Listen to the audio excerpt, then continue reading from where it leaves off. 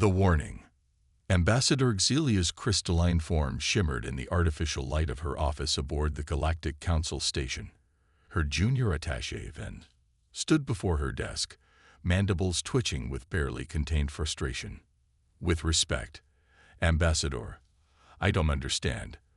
Ven's voice resonated through his translator. The humans have requested military assistance with their piracy problem in the Orion Arm. The law clearly states they can't engage in warfare themselves. Why aren't we helping them?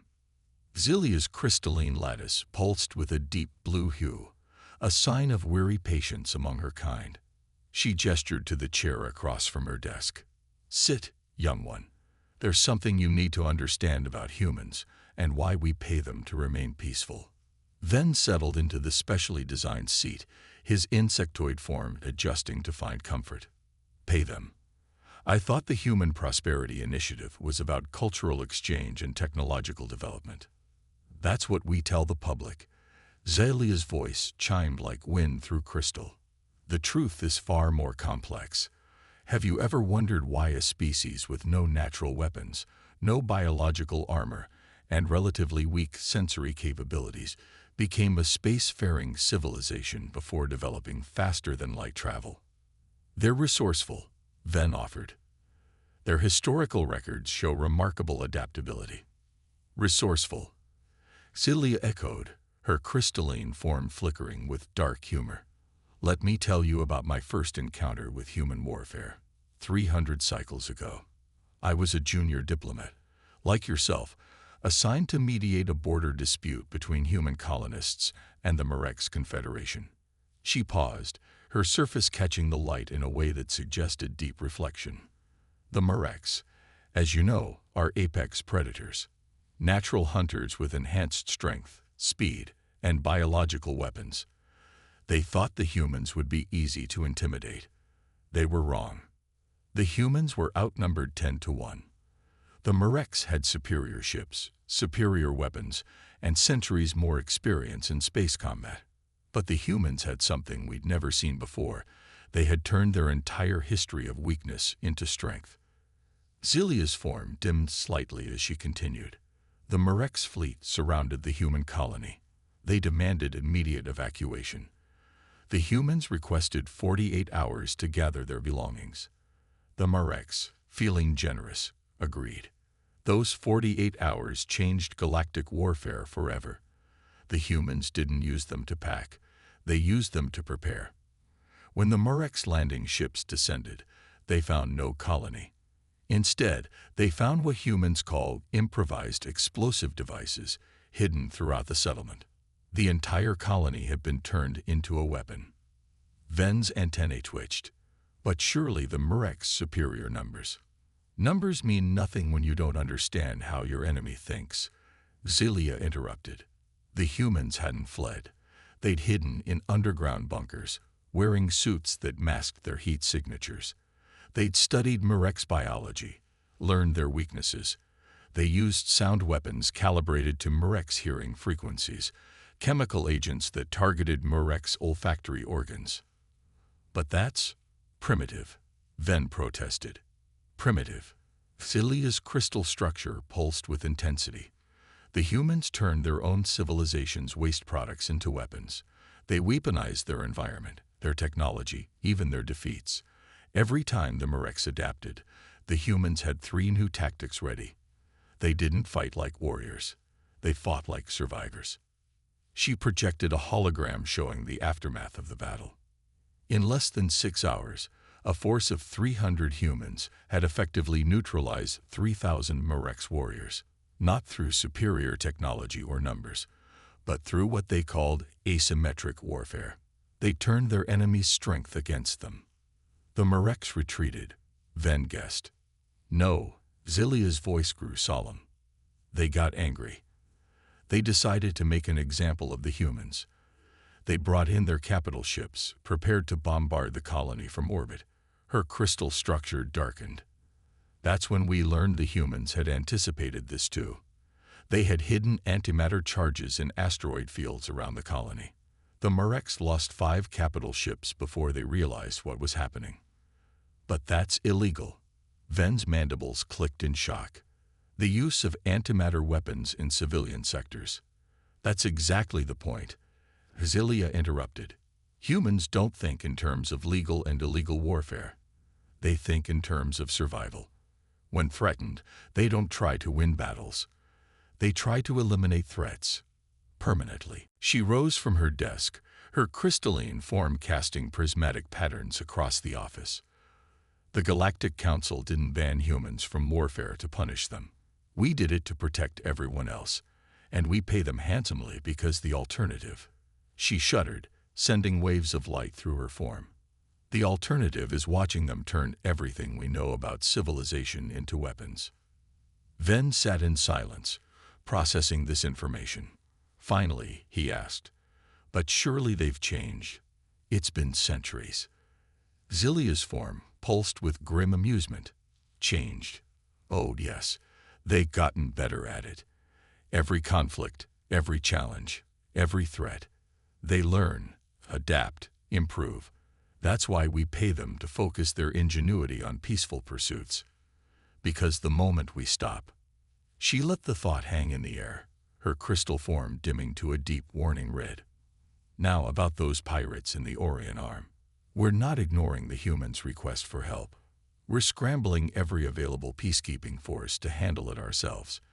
Because if we don't, the humans might decide to solve the problem their way. And nobody wants to see what 3 centuries of peaceful technological development looks like when turned back toward warfare.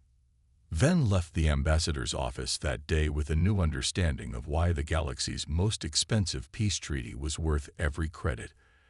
As he walked through the station's corridors, he couldn't help but notice the human diplomatic delegation in the distance, cheerfully discussing cultural exchange programs. They looked so harmless, so friendly. And that, he now realized, was perhaps the most terrifying thing about them. The incident. Admiral Kovacs of the Galactic Council Security Force stood before the review board, his scales shifting uncomfortably under the harsh lights. The chamber was packed with representatives from 12 species, all demanding answers about the Helios incident. "Explain again." The chairperson's metallic voice echoed. How a single human merchant vessel managed to destroy an entire pirate fleet. Kovacs's throat sac pulsed with anxiety. The SSV Helios was a standard Class C merchant freighter, carrying agricultural supplies to the Centauri colonies. Initial scans showed no military-grade weapons, no combat systems, nothing that violated the Human Peaceful Development Treaty. He brought up a holographic display showing the massive freighter, a utilitarian vessel designed for cargo transport. The Scarlet Claw pirates had been raiding shipping lanes for months. 15 ships, well-armed, with experienced crews. They thought the Helios would be an easy target. The display shifted to show the initial confrontation. The pirates followed standard procedure, disabled the freighter's engines with targeted EMP strikes, surrounded the vessel, and demanded surrender. The human captain, Sarah Chen, responded with a request for time to gather her crew's personal belongings. A murmur ran through the chamber. The chairperson's photoreceptors flickered, just like the colony incident 3 centuries ago. "Yes," Kovacs confirmed. "We should have recognized the pattern. The pirates gave them 1 hour. They used that hour." He paused, his scales rippling with discomfort, creatively. The hologram showed the Helios' cargo holds opening. The humans had modified their agricultural equipment. Fertilizer spreaders became high-velocity projectile weapons. Irrigation systems were converted to spray superheated plasma. They'd rigged their grain silos to act as tactical electromagnetic pulse generators. "But those are civilian tools," protested a representative. "How could they possibly stand against military-grade weapons?" "Because humans don't think like we do," Kovacs explained. "They didn't try to match the pirates' firepower. They turned their ship itself into a weapon. When the pirates attempted to board, they found that the humans had depressurized specific sections of the ship, creating devastating wind tunnels. They'd removed internal gravity plating in strategic locations, turning corridors into death traps." The hologram showed the battle's progression. The humans used their cargo to their advantage, released clouds of grain particulates into space, then ignited them to create expanding plasma fields that overwhelmed shield systems. They converted their waste recycling systems into chemical weapons delivery platforms. Surely the pirates attempted to destroy the vessel from a distance, another representative asked. They tried. Kovacs's scales darkened. That's when we discovered the humans had done something unprecedented. They'd modified their ship's artificial gravity systems to create localized singularities, small enough to avoid detection, powerful enough to deflect incoming fire. They turned their navigation shields into weapons, using the pirates' own energy weapons against them. The chamber fell silent as the hologram showed the battle's conclusion. One by one, pirate ships were disabled, destroyed, or forced to surrender. The Helios, despite looking like it had been through a meteor storm, remained operational. When our peacekeeping forces arrived, Kovacs continued, Captain Chen surrendered immediately. She provided complete documentation of every modification they'd made, proving none violated the letter of the peace treaty. They hadn't installed any weapons. They'd simply repurposed what they had. And the crew's explanation for these modifications? The chairperson pressed. Captain Chen claimed they were reasonable precautions given the piracy in the region. The crew's engineer described it as basic survival preparations. Their agricultural specialist called it creative problem-solving. Kovacs's scales shifted to a deep blue of concern. But what truly disturbed us was what we found in their ship's database. These modifications weren't improvised in the heat of the moment. They were carefully planned, documented, and organized. The humans had thousands of similar contingency plans, each designed to weaponize different aspects of their civilian technology. When questioned, Captain Chen said something that should concern us all. Kovacs's voice grew solemn. She said, "Every human ship has plans like these. We hope we never need them, but we never go into space without them. It's just common sense." The review board chamber erupted in worried discussion. The chairperson raised all four appendages for silence. The implications are clear, Kovacs concluded.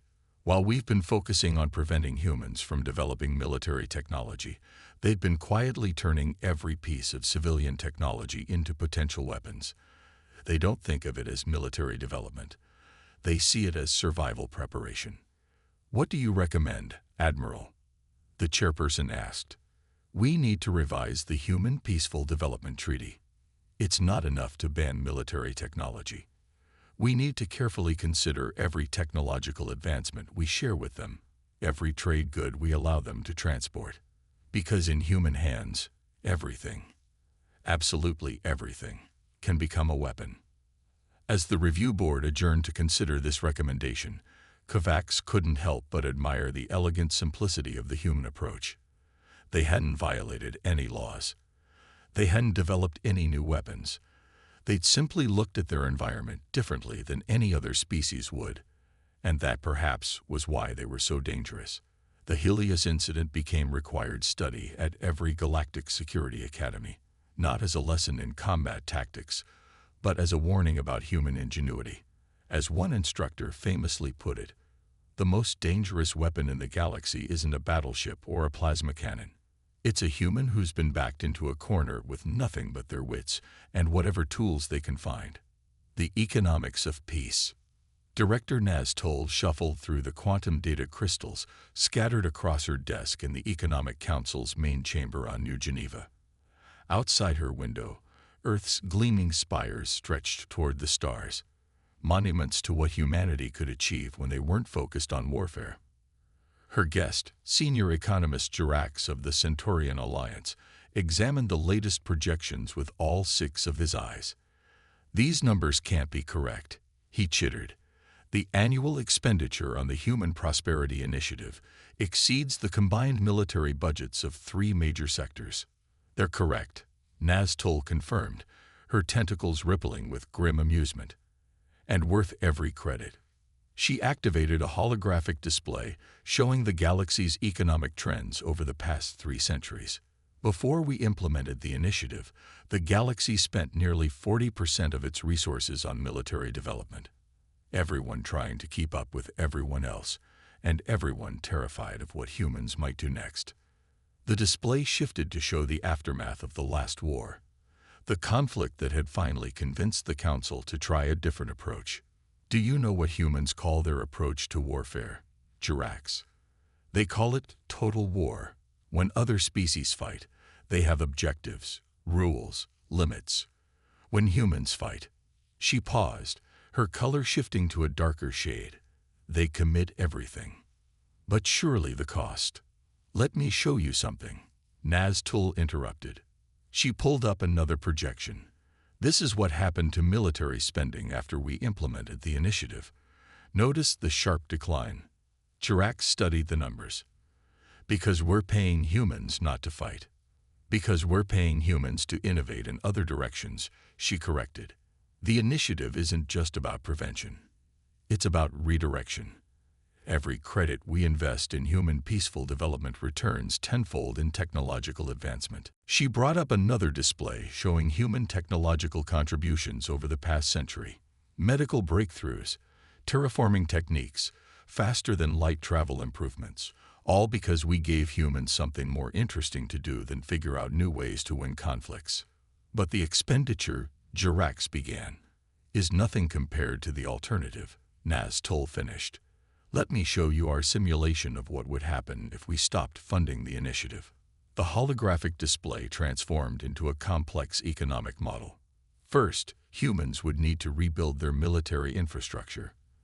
They'd redirect their industrial capacity, their research, their resources. Other species would respond, trying to maintain strategic balance. Within 5 years, military spending across the galaxy would triple. The simulation continued, showing cascading effects. Trade routes would need enhanced security. Insurance rates would skyrocket. Species would begin hoarding resources in preparation for potential conflicts. The economic impact would ripple through every sector. But humans are just one species, Jirax protested. How could they cause such widespread effects? Naztul's tentacles curled in frustration. Because humans don't just change the game, they flip the table. Look at their history. Every time they've faced a superior force, they've found ways to turn their opponent's advantages into weaknesses. The more advanced we become, the more tools we potentially give them to work with. She pulled up classified footage from human history, wars, conflicts, and innovations that had shaped their development. Humans don't think of technology as military or civilian. To them, everything is a potential tool.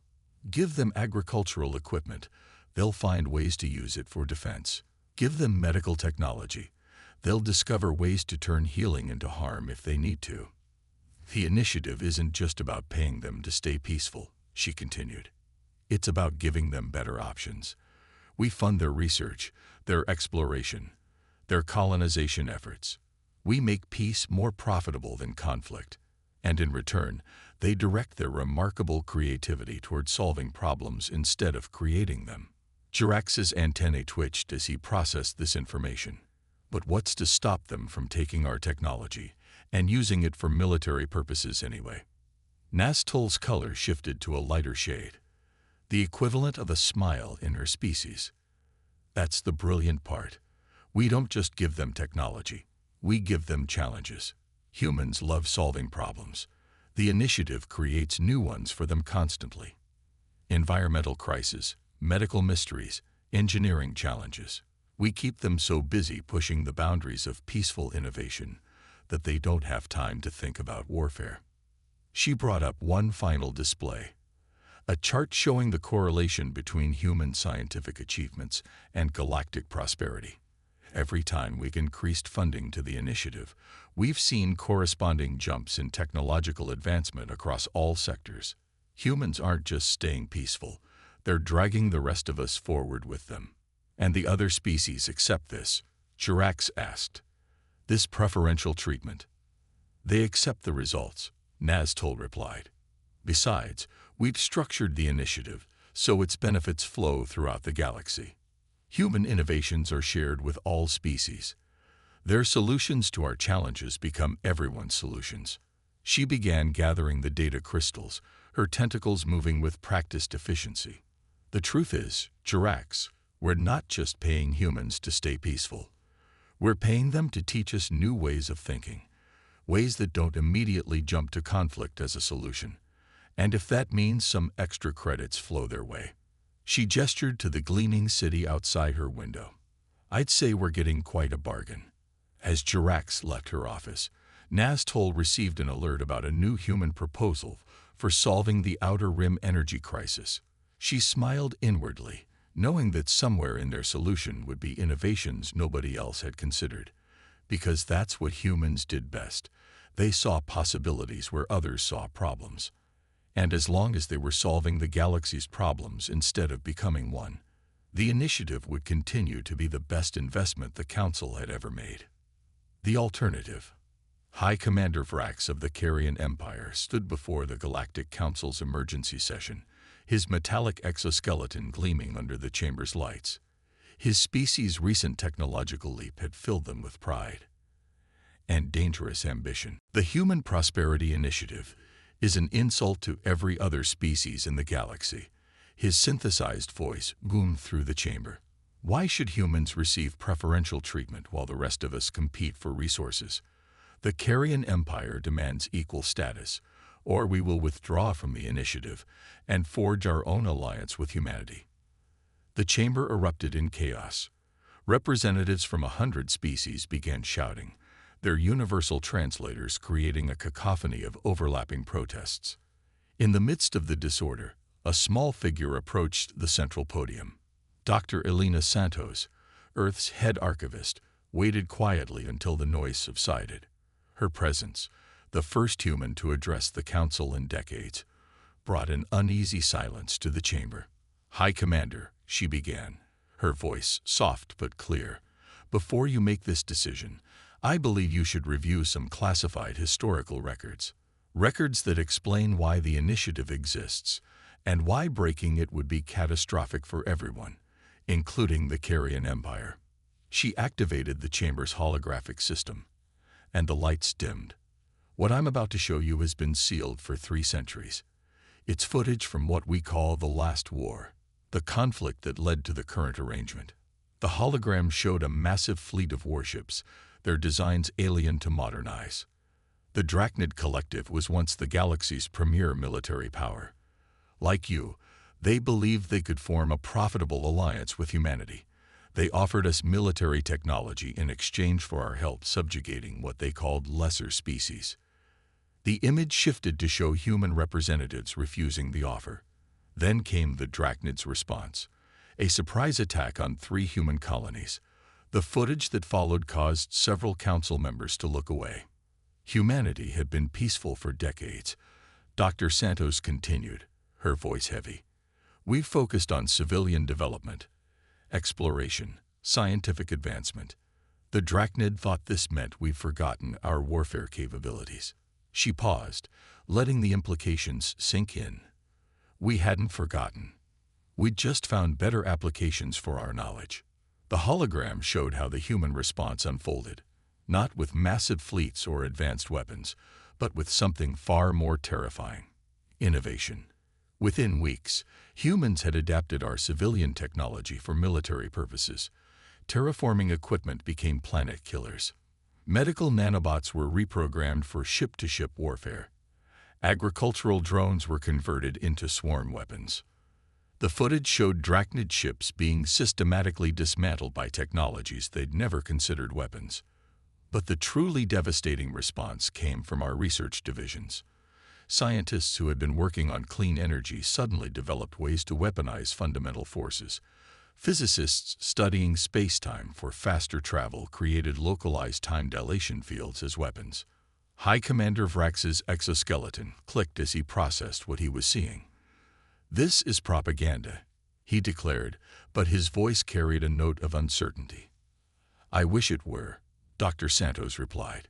She brought up another set of images, the aftermath. Entire systems rendered uninhabitable not by traditional weapons, but by the creative application of supposedly peaceful technology. The Drachnid Collective ceased to exist as a political entity within 3 months, but the damage we caused. She trailed off, her expression pained. This is why the initiative was created, she continued, not to suppress humanity, but to give us a better path, to channel our innovation toward creation instead of destruction. We didn't agree to it out of weakness, but out of recognition of what we're capable of. She turned to address the entire council. The initiative isn't about preferential treatment. It's about acknowledging a simple truth. Humans don't think about warfare the way other species do. We don't build weapons. We turn everything into weapons when we need to. We don't develop military technology. We adapt all technology for military use if threatened. The chamber remained silent as Dr. Santos brought up current statistics. Right now, humanity's creative energy is focused on solving problems. We're developing cures for diseases, finding ways to rehabilitate dead worlds, pushing the boundaries of peaceful science. But if this arrangement ends, she let the thought hang in the air. The initiative costs the galaxy significant resources, she acknowledged. But consider the alternative. Every medical breakthrough we've shared could become a biological weapon. Every terraforming technique could become a method of planetary destruction. Every advancement in physics, chemistry, or biology could be turned toward warfare. She faced High Commander Vrax directly. You think you want an alliance with humanity? Ask yourself this. Do you want humanity thinking about how to turn your own technology against you? Because we will. Not out of malice, but out of habit. It's how we survive. The hologram showed one final image, the current state of the former Drachnid territories, still uninhabitable after 3 centuries. This is what happens when humanity is forced to remember its warfare capabilities. The initiative exists to make sure we never have to remind the galaxy of this again. High Commander Vrax stood silent for a long moment, his exoskeleton sensors processing everything they'd seen. Finally, he spoke, his synthesized voice notably subdued. The Carrion Empire withdraws its demand. We will continue to support the initiative. As the emergency session adjourned, Dr. Santos gathered her materials, her hands shaking slightly. A council member approached her. Was it difficult? They asked. Showing those records? Every time, she replied quietly. But not as difficult as living through it would be again. The initiative isn't just about keeping the galaxy safe from us. It's about keeping us safe from what we can become when we're threatened. She looked out at the stars visible through the chamber's windows. We're better than that now, and we'd like to stay that way. The choice. The Galactic Council's Grand Chamber had never been so quiet. The holographic display at its center showed the approaching threat. A vast swarm of biomechanical entities from beyond the galaxy's edge, consuming everything in their path. 3 civilizations in the Outer Rim had already gone silent. Supreme Counselor Zena of the Unified Sectors stood at the podium, her crystalline form pulsing with dark colors of concern. Before her sat representatives of every spacefaring species, including a small human delegation led by Admiral Sarah Chen, granddaughter of the infamous Helios Incident's captain. The swarm will reach major population centers within 6 months, Zena announced. Our combined fleets have proven ineffective. Their biotechnology adapts to our weapons, and their numbers appear endless. She paused, her crystal structure flickering. We face extinction unless we consider all options. The chamber erupted in murmurs as everyone realized what she was suggesting. Admiral Chen sat quietly, her weathered face revealing nothing. The Human Prosperity Initiative has kept peace for 3 centuries, Zena continued. But now we must ask, can we afford peace when facing annihilation? First Speaker Catal of the Military Council rose. We've analyzed the swarm's capabilities. They operate like a collective consciousness, adapting and evolving. Our traditional warfare methods are useless because they learn from each encounter. He struggled with the words, We need human creativity. Admiral Chen finally stood. Unlike her colleagues in their formal attire, she wore a simple blue uniform with no insignia. "You're not asking for our creativity," she said quietly. "You're asking us to become what we've spent 3 centuries trying not to be." She walked to the center of the chamber, next to the hologram showing the swarm's advance. "For 300 years, we've directed our innovation toward healing, building, exploring.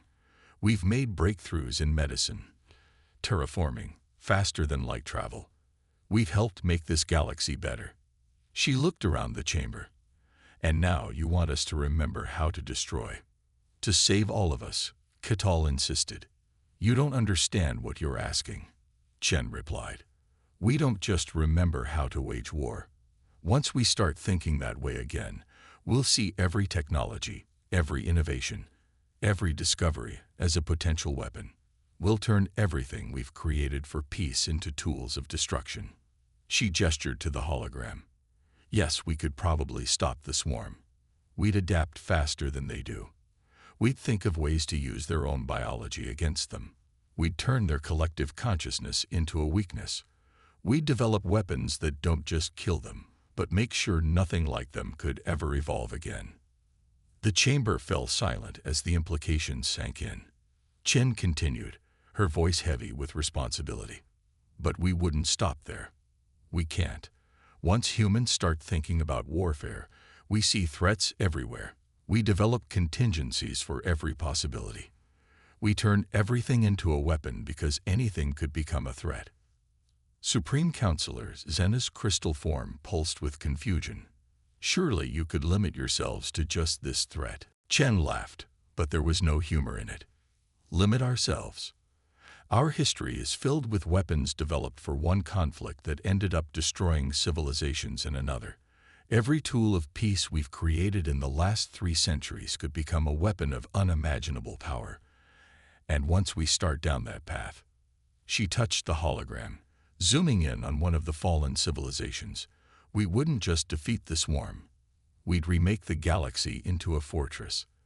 Every peaceful technology we've developed would be re-examined for its defensive potential. Every scientific breakthrough would be viewed through the lens of warfare." "Then what do you suggest?" Cole demanded. "Should we just accept extinction?" "No," Chen replied, pulling up another holographic display. "We have another option. For 3 centuries, we've been solving problems without turning to warfare. Let me show you what our scientists have been working on."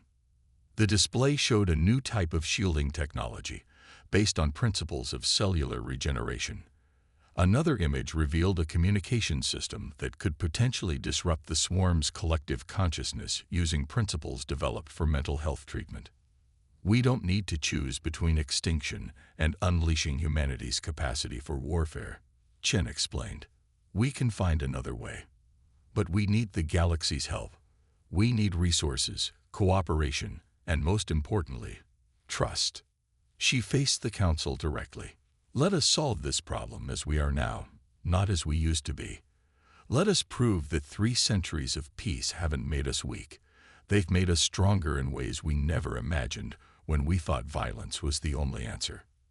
The chamber erupted in discussion. Species that had been enemies for millennia began talking about cooperation. Scientific councils started sharing data they'd kept secret for generations. As the galaxy mobilized for its greatest challenge, Admiral Chen stood at a window overlooking Earth. A junior officer approached her. "Admiral, what if it doesn't work? What if we need to fight after all?" Chen watched the sunset paint the sky in brilliant colors. "Then we'll face that choice when it comes. But first, let's try to save the galaxy without having to burn it down and rebuild it. Because if we go back to being what we were..." She turned to face the young officer. "We might save everyone from the swarm, but we'll lose something far more precious, the better version of humanity we've become." The swarm approached, but for the first time in its existence, it faced something it couldn't adapt to. A galaxy united not in warfare, but in the kind of innovation that only comes from choosing to be better than our worst instincts. And leading that effort was a species that had learned the hardest lesson of all. Sometimes the greatest victory isn't in winning the war, but in finding a way to avoid it altogether.